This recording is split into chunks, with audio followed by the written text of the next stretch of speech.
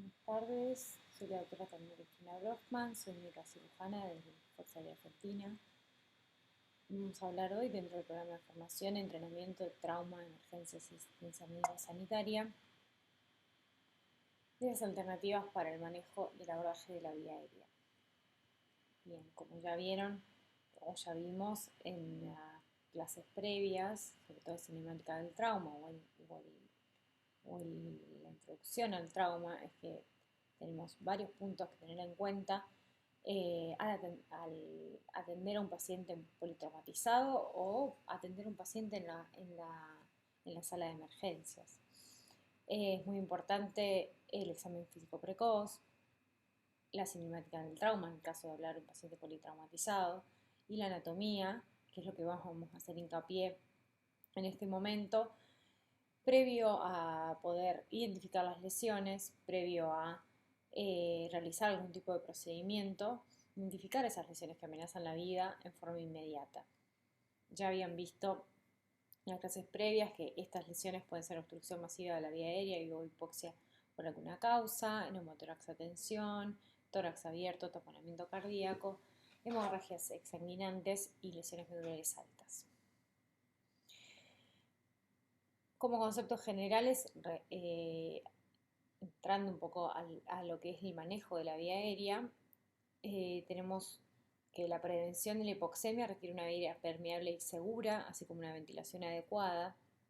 La vía aérea debe estar asegurada y a todos los pacientes traumatizados se les debe administrar oxígeno suplementario. La vía aérea y la ventilación son las primeras prioridades en el caso de la atención de un paciente, tanto politraumatizado o un paciente que ingresa a nuestra sala de emergencias. Las muertes tempranas prevenibles por problema de la vía aérea pueden deberse a no reconocer la necesidad de intervenir sobre la vía aérea, incapacidades de establecer una vía aérea segura, incapacidad de reconocer la necesidad de contar con un plan alternativo para asegurar la vía aérea, no reconocer que un dispositivo esté mal colocado, en caso de haberlo colocado, desplazamiento de una vía colocada previamente, en caso de un traslado de una sala a la otra o directamente del prehospitalario hacia el ámbito hospitalario, aspiración de contenido gástrico o contenido en la cavidad bucal es muy importante porque puede ser una de las causas de obstrucción de la vía aérea y por lo pronto una vez que tenemos todos esos preconceptos vamos a tener que evaluar o ver cómo evaluamos la vía aérea. Comenzando, como ya les dije, con la anatomía, vamos ingresando a la vía aérea. La vía aérea tiene dos ingresos a nuestro cuerpo, que es uno por las vías, por la cavidad oral y otro por la cavidad nasal.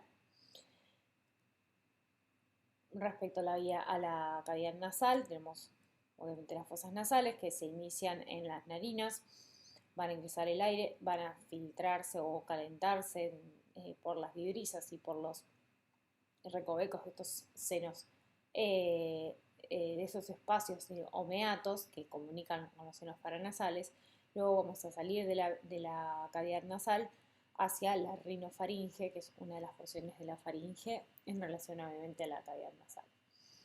En cuanto a la cavidad oral, también vemos que ingresa y se comunica en la faringe, ingresa por la boca, atravesando la cavidad oral y luego termina en la orofaringe para ingresar a la laringofaringe. ¿Qué es importante para nosotros al ingreso de la vía aérea? Ya que vamos a tener que realizar una intubación orotraqueal en alguna circunstancia en que el paciente no pueda ventilar, vamos a tener que entender que luego de la boca, si hablamos de la orotraqueal, vamos a ver que tenemos las fauces o este espacio que comunica, o los límites de este espacio que comunica la cavidad oral con la orofaringe, van a tener ciertos accidentes anatómicos a determinar. Esto en el dibujo es un corte coronal, donde vamos a ver la lengua o el dorso de la lengua y unos pliegues que forman los límites laterales del istmo de las fauces, que son los pliegues palatoglosos en relación entre el paladar y la lengua.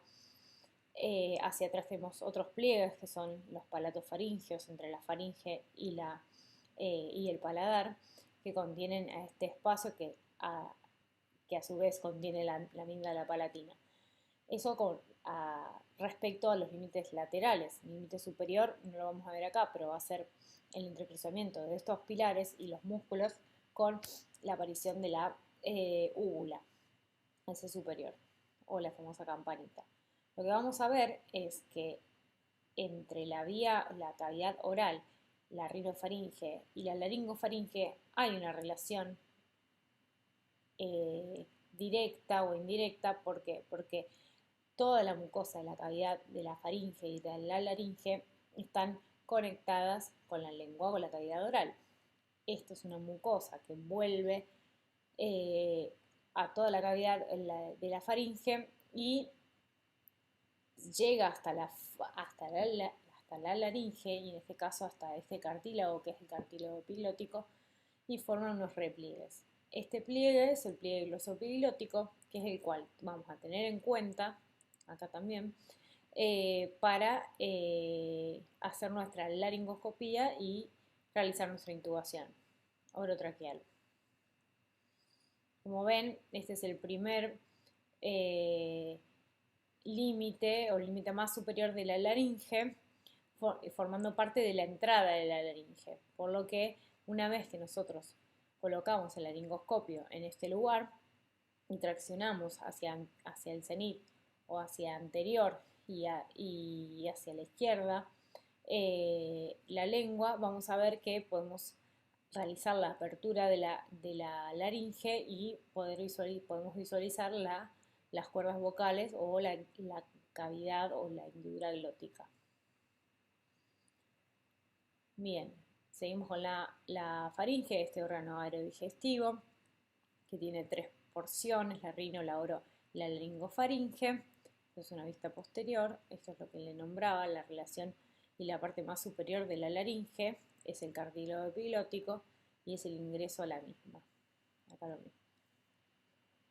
Esta es una imagen, un corte lateral, sagital, y una vista posterior de la misma situación, de la misma órgano anatómico,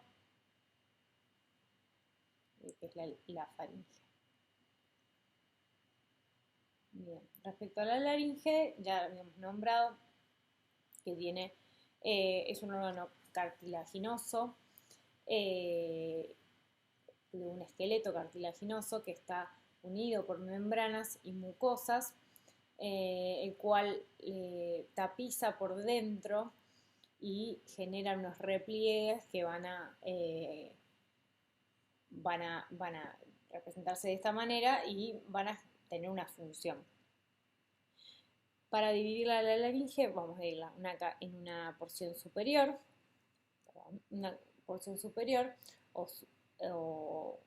o cavidad supraglótica, que está limitada por estas cuerdas vocales falsas o estos pliegues, limitada hacia los laterales con los ventrículos, y a este nivel sería el ligamento vocal, que lo tenemos acá, y el músculo vocal o el músculo tiroaritenoideo, que es el principal responsable de la fonación. Como principal responsable de la fonación, se contrae y se relaja y hace que se produzca la apertura y el cierre de la glotis, o el espacio entre las dos cuerdas vocales o de los dos ligamentos vocales. Y hacia inferior tenemos la cavidad infraglótica, que va a estar limitada hacia inferior por el borde inferior del cartílago cricoides. Este es el aditus laringeo, o la entrada de la laringe en un corte sagital. Bueno, esto es la laringe en un preparador anatómico. Lo único que les puedo señalar, por ahí que se ve bastante bien, es el cartílago epilótico, y acá el ventrículo y la glotis es un corte en que está seccionado, un corte sagital, y se ve el cartílago cricoides acá completo. Bien, si queremos, tenemos unas relaciones hacia anterior. Vamos a ver que la laringe es un órgano casi superficial, en donde solamente tenemos la piel, el tejido subcutáneo, el músculo cutáneo del cuello, que es este que está seccionado en esta imagen, la hoja superficial de la fascia a la altura del esternocleidomastoideo, y luego se fusionan con la hoja superficial con la hoja media y forman el rafe medio. Y luego tenemos, para abordar o llegar adentro de la vía aérea, un ligamento a este nivel. Este es el cartílago-tiroides, este es el cricoides, y este ligamento es el cricotiroideo medio o la membrana cricotiroidea. Ese es un buen abordaje, casi sin lesiones, eh, para llegar rápidamente a la vía aérea. Ahora vamos a ver cómo. A tener cuidado, a tener atención, que en un 18% hay una rama cricotiroidea, la arteria tiroidea superior, que antiguamente se llamaba arteria laringea externa, sobre el borde superior del cartílago del ligamento cricotiroideo. Entonces, al abordar la vía aérea, solamente hay que tener cuidado con esa posibilidad. ¿Cómo vamos a proceder? En principio tenemos que estar preparados. Nuestra guardia tiene que ser, que es nuestro lugar de trabajo, tiene que ser el lugar donde tengamos todo el equipo en el caso de que tengamos una emergencia o recibamos a un paciente que tenga una obstrucción de la vía aérea. Entonces, el equipo, vamos a tener aspiradores, en lo posible tiene que ser un aspirador rígido y transparente para que veamos qué tipo de secreciones estamos aspirando. Esta es una foto de un aspirador viejo, de los que se utilizaban antes, y todavía algunos se siguen utilizando en el quirófano. Tenemos que tener una bolsa máscara, una eh, máscara, válvula, bolsa reservorio, que es el famoso ambú. El laringoscopio tenemos de varias formas, de varios tipos. Bueno, este es el mismo en las dos imágenes, pero tenemos de rama recta o de rama curva. Después tenemos la guía de intubación orotraqueal, que tenemos un mandril aquí, que simplemente ayuda para darle rigidez al tubo endotraqueal que estamos utilizando. Por ejemplo, máscaras laringeas como esta, o como el comitube como este. Después, bueno, tubos laringeos ya los dije, equipamiento de cricotonomía quirúrgica por punción, que es un set que viene ya ahí preparado. Si no lo tenemos algunas otras opciones que ahora vamos a ver. Tubos endotraqueales de diversas medidas. Oxímetro de pulso, porque tenemos que oxímetro y monitor, si podemos, y si tenemos en la urgencia sería lo ideal, con detector de dióxido de carbono y, bueno, oxígeno, obviamente. Y una de las cosas importantes que entre todos estos dispositivos uno no tiene que dejar prestar atención es drogas, medicamentos. ¿Por qué? Porque yo voy a tener que abordar la vía aérea de alguna u otra manera y tengo que tener las drogas para realizarlo, para poder sedar y bloquear al paciente antes de realizar la intubación. Por supuesto, tener cuidado con la columna cervical, que en el caso del paciente politraumatizado tenemos que tener algunos cuidados especiales.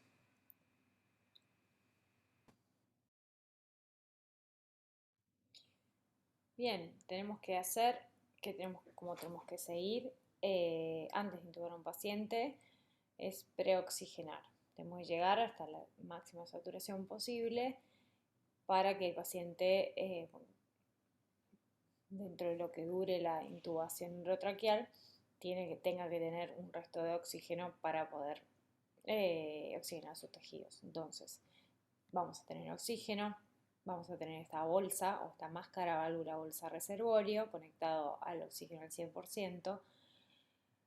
Nos podemos ayudar y siempre es útil la cánula oro u nasofaringea, que ahora vamos a desarrollarla y vamos a ver si es posible oxigenar o no es posible oxigenar.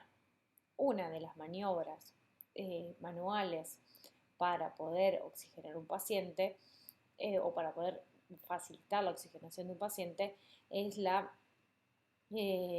son maniobras manuales para realizar una apertura o alinear la vía aérea y que ingrese mejor el oxígeno. Una de ellas es la elevación del mentón. Fíjense que tengo otro operador que está asegurando o evitando el movimiento de la columna cervical. En el caso de un politraumatizado es muy útil.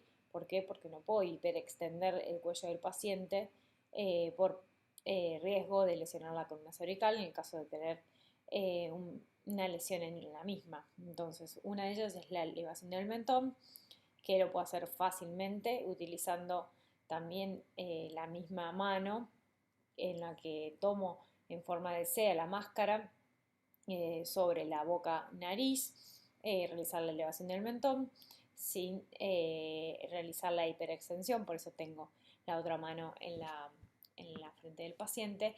Y otra, esta es una maniobra que puedo realizar con el paciente vigil o lúcido en el caso de que el paciente que ingrese no esté vigil, esté inconsciente, puedo hacer la maniobra de levantamiento mandibular, que es simplemente tomar desde el ángulo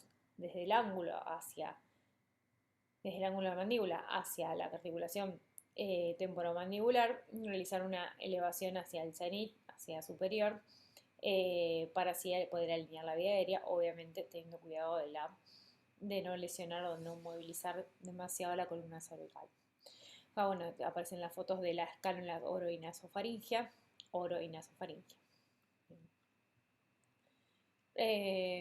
Hablando de las cánulas orofaringias, tienen varias medidas. Las medidas se realizan desde la comisura labial o desde la boca hacia el ángulo mandibular. La colocación es como aparece acá en la imagen, con la concavidad hacia superior, tomando contacto la punta de la cánula sobre el paladar duro hasta llegar al paladar blando y es ahí donde se siente un cambio en la resistencia y es donde se debe girar hacia la concavidad hacia inferior para terminar cumpliendo su función, que es llegar a la entrada de la laringe o en la laringofaringe. Esa es una forma, esas son las medidas, desde pediátrico hasta adulto. Eso debería tener un estándar en mi guardia de varias medidas para no sufrir las consecuencias. Una cánula orofaringia que no corresponde al paciente, más corta o más larga, no sirve. Así que no es útil, al contrario. Bueno, las cánulas nasofaringias, una consideración de las cánulas, perdón, una de las consideraciones de las cánulas orofaringias es que las mismas se deben colocar con el paciente inconsciente. Esto estimula el centro del vómito, así que no es posible o no está indicado realizarlo en un paciente consciente. Sí, así las cánulas nasofaringias que se puede colocar con el paciente consciente con un poco de lidocaína en gel en la nariz como una sonda nasogástrica común y corriente. También tienen varias medidas desde la narina hacia el ángulo mandibular, desde afuera obviamente, antes de colocarla. Tenemos algunos elementos complementarios para el aporte de oxígeno. Se separan desde dispositivos de alto flujo y bajo flujo. Los de alto flujo tenemos las máscaras de Venturi, que se dividen o se les coloca un accesorio que me va a decir qué porcentaje, o de acuerdo al accesorio, qué porcentaje de oxígeno estoy ingresando, desde el blanco el menos porcentaje hasta el verde el mayor porcentaje. Esto depende de la marca de las máscaras. O tenemos como alto flujo también la máscara con reservorio, que tiene una bolsa reservorio y esto me permite ingresar oxígeno al 100% en el paciente. Y después más sofisticadas y muy de moda en el último tiempo, las cánulas de alto flujo. Después tenemos los dispositivos de bajo flujo, que son las máscaras estas de nebulizaciones o las conocidas cánulas nasales. ¿Qué pasa?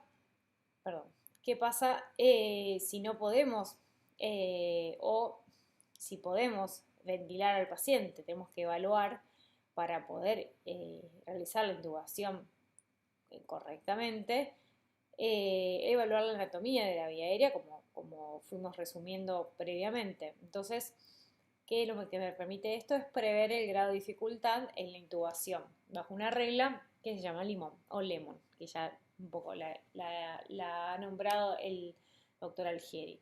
Escala o evaluación lemon en inglés, limón en castellano, castellanizado. La L sería look externally o lección externa en el cuello o en el macizo facial. Tenemos que un trauma facial, qué es lo que tiene el paciente, incisivos prominentes, tanto superiores como inferiores, barba o bigotes, también abundantes. Eso no permite que coapte bien la máscara y pueda ventilar correctamente al paciente. Como puede haber incisivos prominentes, también puede haber lengua prominente o pacientes sin dientes, los pacientes ancianos que no tienen dentadura postiza, que no tienen dentadura y deberíamos sacarle la dentadura postiza cuando realizamos estos procedimientos para prevenir que se obstruyan con la misma dentadura.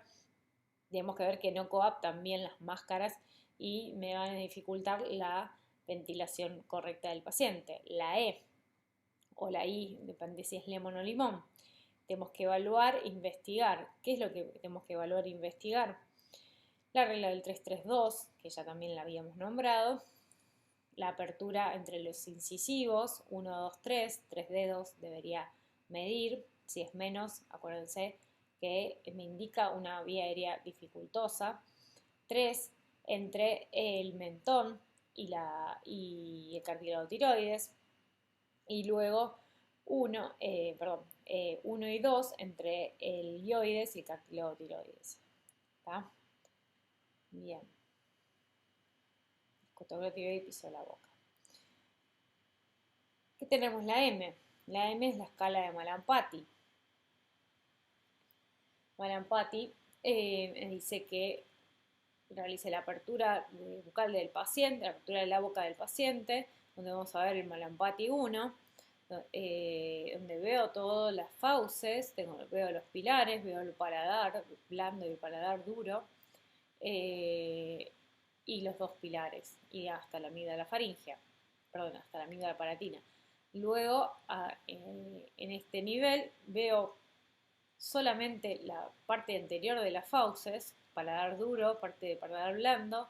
En el Mallampati 3 voy a ver solamente la raíz del paladar blando y paladar duro, y solo en el 4 voy a ver paladar duro.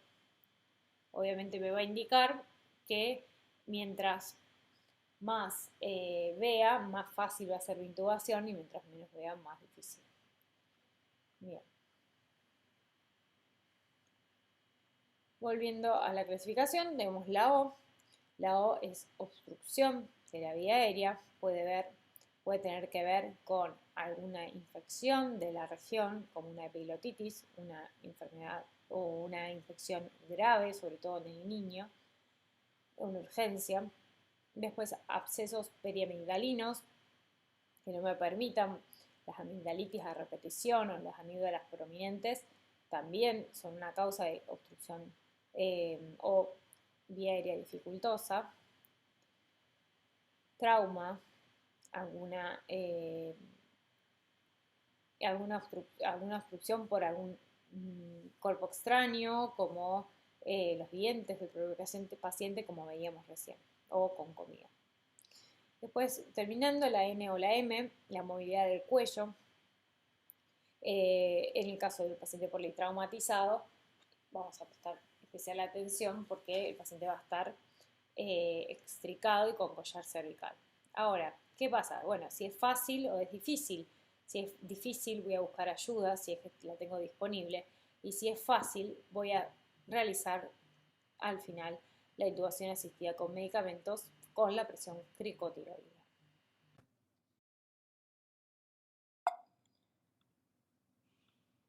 Bien, para hacer la laringoscopía, por lo menos tenemos que tener un laringoscopio. El laringoscopio es un dispositivo que tiene un mango y una rama. La rama puede ser recta o puede ser curva, tiene una luz y una guía de trabajo donde yo puedo deslizar el tubo endotraqueal. Hay pequeños, pediátricos y adultos. La rama curva es el laringoscopio del Macintosh y la rama recta es el laringoscopio de Miller. ¿Cómo puedo hacer la laringoscopia? Y esta imagen la puse a propósito porque está en internet y está mal porque la punta de ese laringoscopio, de esa rama, debería estar en el pliegue glosopilótico, dentro del pliegue o valécula, que son los valles que se forman a los costados del pliegue glosopilótico, para no lesionar la punta de la cartílago epilótico. Si lesiono y hago sangrar el cartílago epilótico, probable que se dematice toda la vía aérea y tenga, aparte de eso, sangrado y obstrucción por sangrado. Esto es un ejemplo de la realización o de la colocación del tubo endotraqueal en la vía aérea desde la orofaringe, la laringe y la tráquea con el balón insuflado. Es una simulación en material cadavérico. Lo mismo acá, cuando llegamos a este lugar, este es el problema porque acá estamos utilizando una pinza, pero el laringoscopio debería estar a este nivel, traccionando la lengua hacia adelante y proporcionando la apertura de la laringe para ingresar a la vía aérea.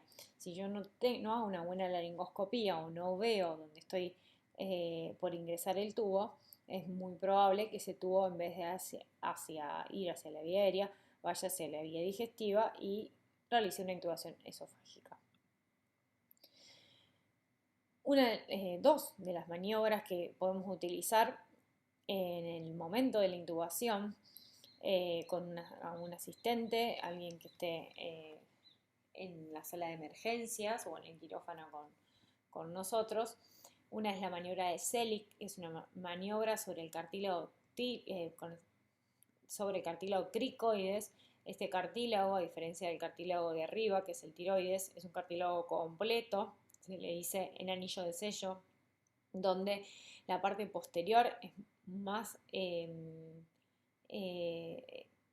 importante, es más alta que la parte anterior, que es más angosta, y eso me permite que cuando yo hago presión sobre el cartílago cricoides, este se apoye sobre la columna y no permita,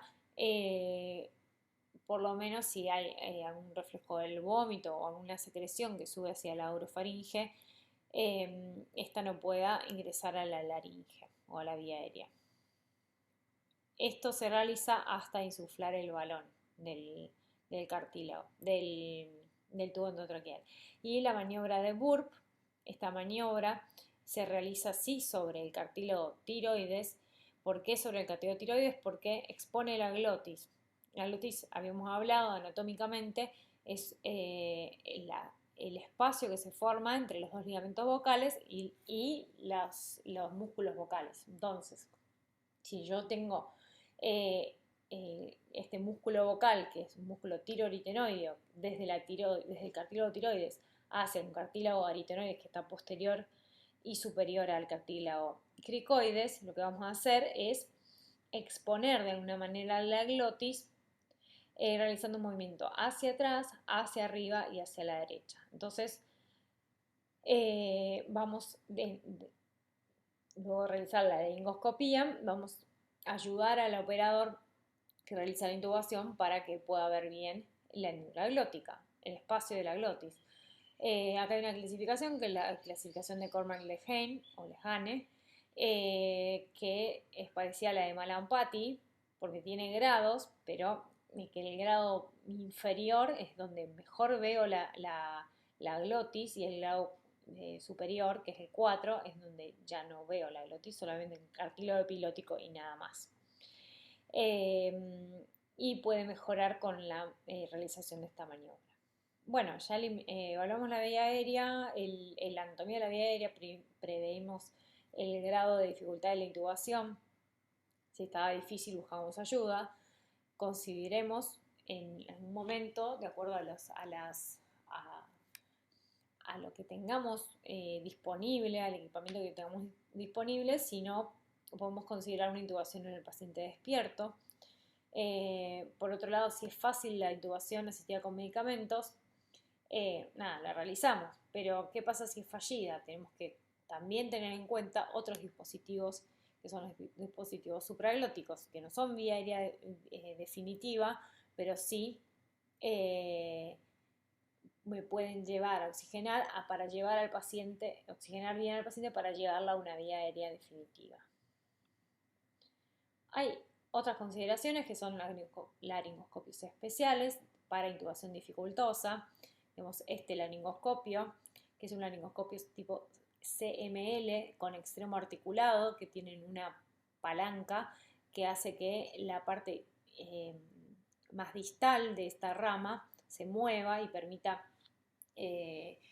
visualizar mejor la glotis. Otros son estos que tienen que son videolaringoscopios, y este más sofisticado aún, que se puede conectar por Wi-Fi a computadora o un dispositivo electrónico, que también muy parecido a este anterior, que tiene un video, una cámara de video y un canal de trabajo para poder colocar el tubo endotraqueal y poder colocarlo justamente bajo visión directa.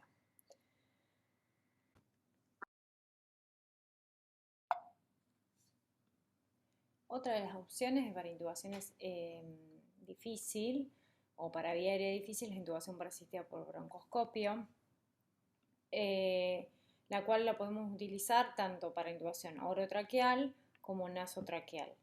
En el caso de realizarla por ejemplo, nasotraqueal por alguna obstrucción de la vía aérea, que no se puede hacer intubación orotraqueal, algún trauma maxilofacial o maxilar o de cuello, por ejemplo, un hematoma sofocante, podemos utilizar intubación vigil asistida por fibrobroncoscopio con un tubo endotraqueal, por ejemplo, espiralado como es este. Después también podemos realizar intubación orotraqueal con esto es un mordillo, en realidad no es una cánula orofaringia, pero también podemos usarlo de esa manera.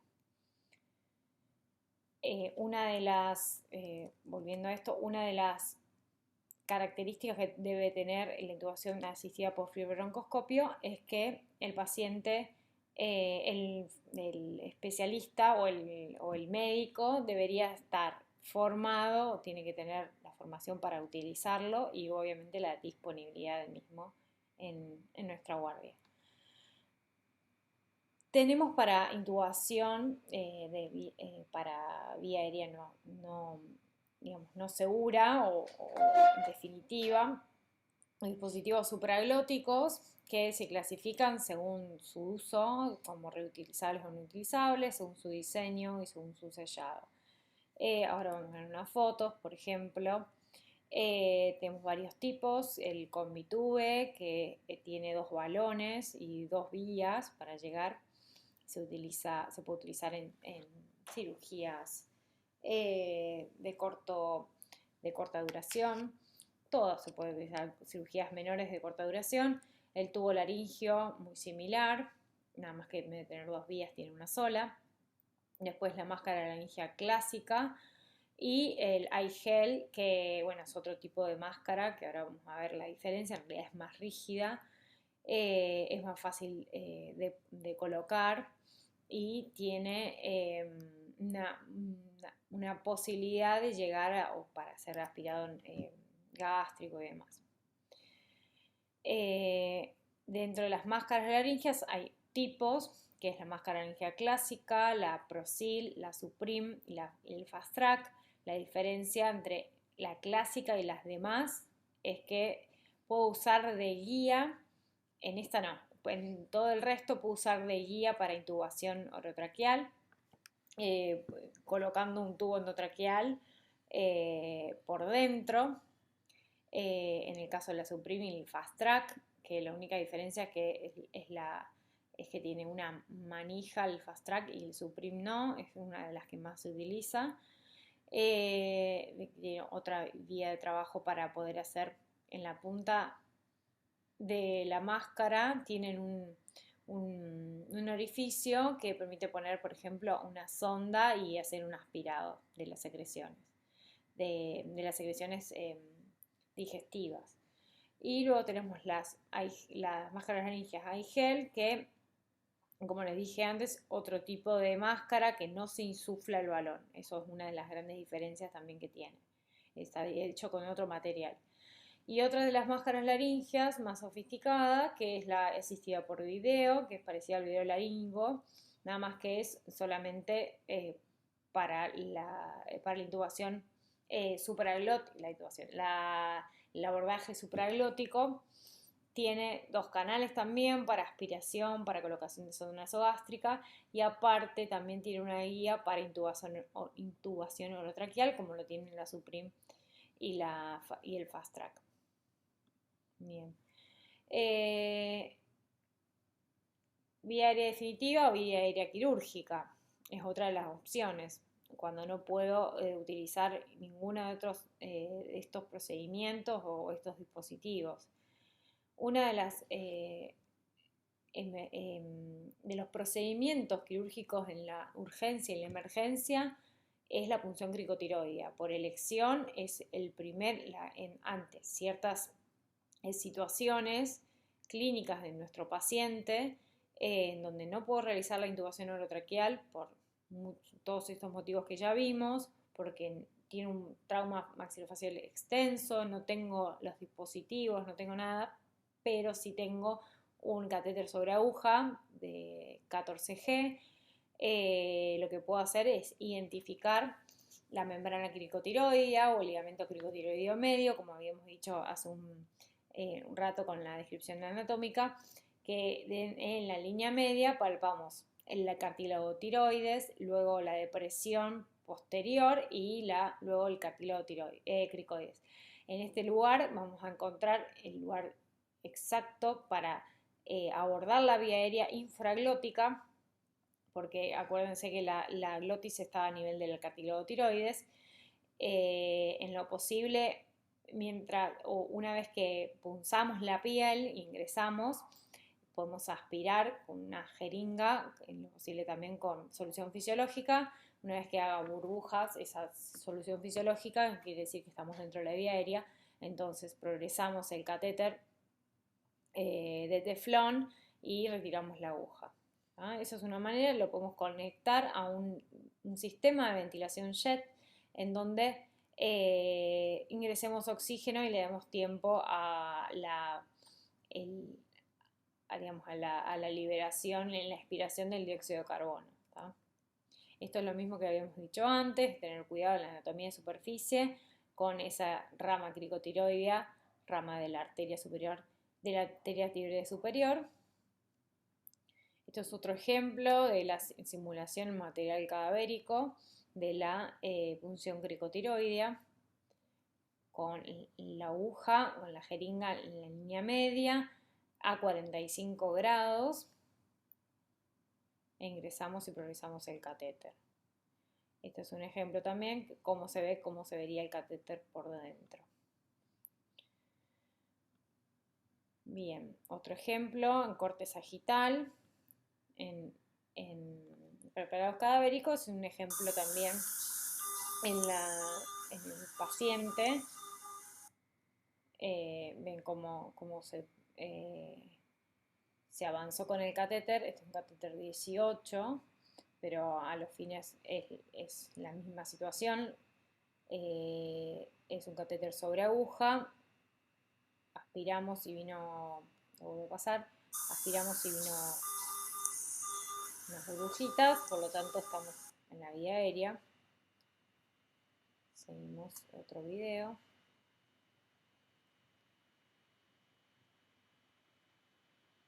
De la palpación del, del espacio de la membrana cricotiroidea, catéter 16, catéter sobre aguja, en un cuello corto, no muy fácil de realizar. Ahí ya ingresamos, no sé, muy poca la profundidad, ya ingresamos en la vía aérea. Colocamos, en tiempos de COVID, colocamos un catéter casero conectado a una válvula, un filtro en realidad, perdón, y conectado esto a una fuente de oxígeno al 100%, hacemos este procedimiento de tapar y destapar, una relación de 3 a 1. Bien, otro tipo de abordaje quirúrgico de la vía aérea es un poquito más complejo, requiere un poco más de habilidad, pero no mucho más que tener un bisturí y seccionar la piel a nivel de la membrana cricotiroidea y colocar un catéter que va a ser un poquito más grueso que la aguja, pero hay catéteres percutáneos o directamente catéteres como si fueran tubos endotraqueales o cánulas de traqueostomía. Hacemos la incisión en el mismo nivel donde hicimos la punción y colocamos el catéter. Esto lo puse porque, bueno, esto está un poquito arriba de lo que debería estar entre el primero y el segundo y tercer cartílago traqueal, pero es una cánula de traqueostomía, es un procedimiento quirúrgico que debe hacerse en el quirófano porque no es un procedimiento de urgencia, ni menos de emergencia. Entonces, los procedimientos de emergencia son la punción cricotiroidea, que me da tiempo para llevar al paciente al quirófano, y realizarle una vía aérea definitiva, como lo es la traqueostomía. Esto está mal porque no está en el lugar correcto. Para hacer una traqueostomía hay que hacer una incisión, disecar los planos del cuello, porque está mucho más abajo de lo que es la laringe, que era un órgano superficial. Acá a este nivel tenemos lo mismo que dije recién, no se realiza en emergencia, y tenemos los nombres de las estructuras anatómicas, espacio glótico, que es ellos representarían a las cuerdas vocales, el cartílago tiroideo, el cartílago cricoides, el primer anillo traqueal y el balón insuflado de la cánula traqueal. Eso sería lo correcto. Bueno, les agradezco su atención y espero nos veamos en la próxima clase.